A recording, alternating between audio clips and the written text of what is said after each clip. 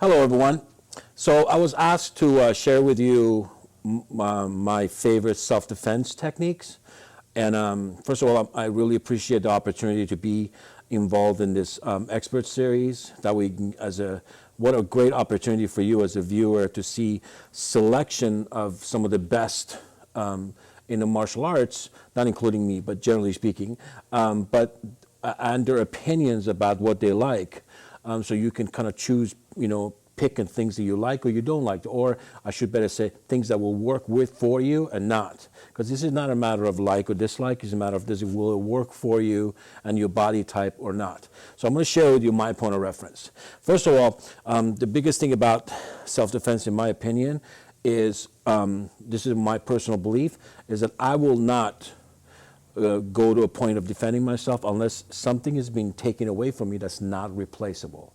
And that is a very personal choice that you make about what it is that's not replaceable. Otherwise, somebody comes in, threatens me, they want my car or wallet, whatever, they can have it.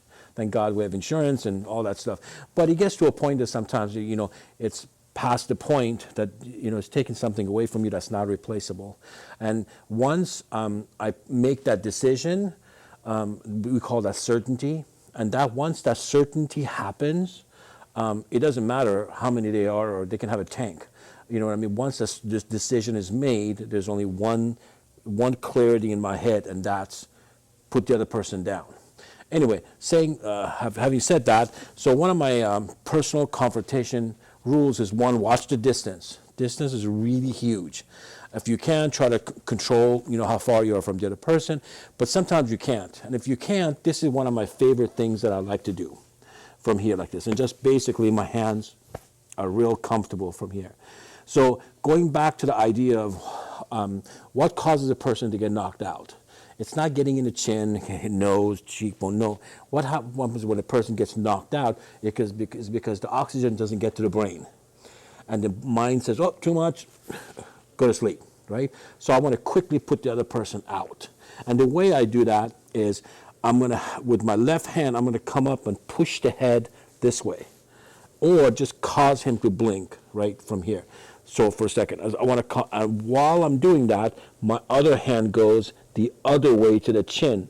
And what that does, it causes this motion to happen, which puts pressure on the carotid artery. With my left hand, I'm going to come up and push the head this way, or just cause him to blink right from here. So for a second, while I'm doing that, my other hand goes the other way to the chin. And what that does, it causes this motion to happen, which puts pressure on the carotid artery. So from here like this, that's the motion that I'm looking for.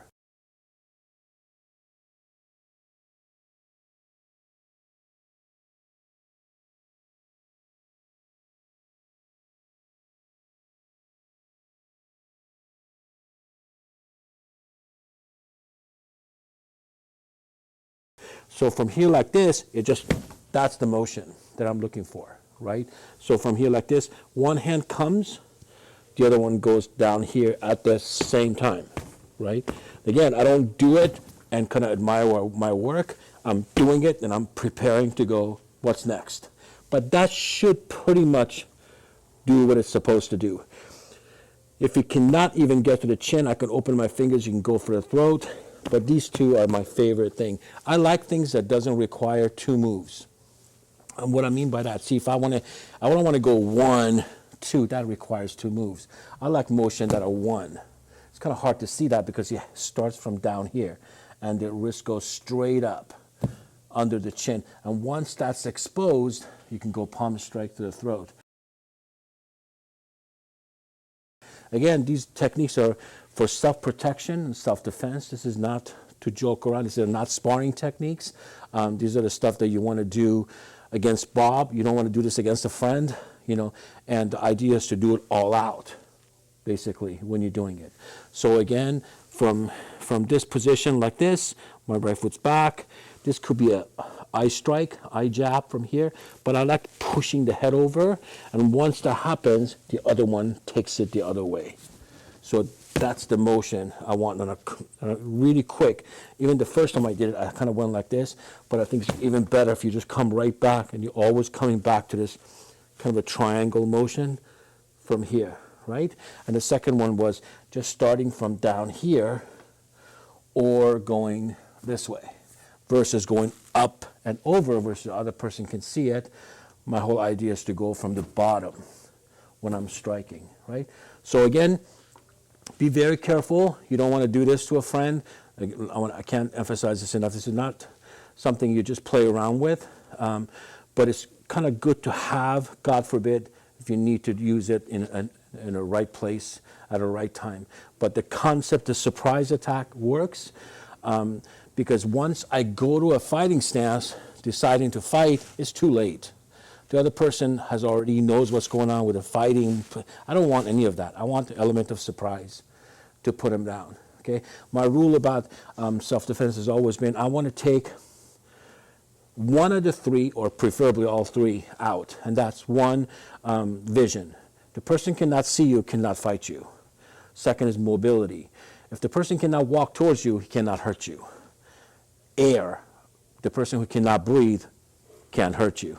So if you take one of those three out, I think the whole idea of self-protection is enough for me to get away. Anything more than that is excessive. And that's one, vision. The person cannot see you, cannot fight you. Second is mobility. If the person cannot walk towards you, he cannot hurt you. Air. The person who cannot breathe can't hurt you. So if you take one of those three out, I think the whole idea of self-protection is enough for me to get away. Anything more than that is excessive. And we don't want to get into that, the whole legality of that, you know. But again, mobility, vision, and air, you know. So those are one of those three things out, then the self-defense will work. So good luck on your training.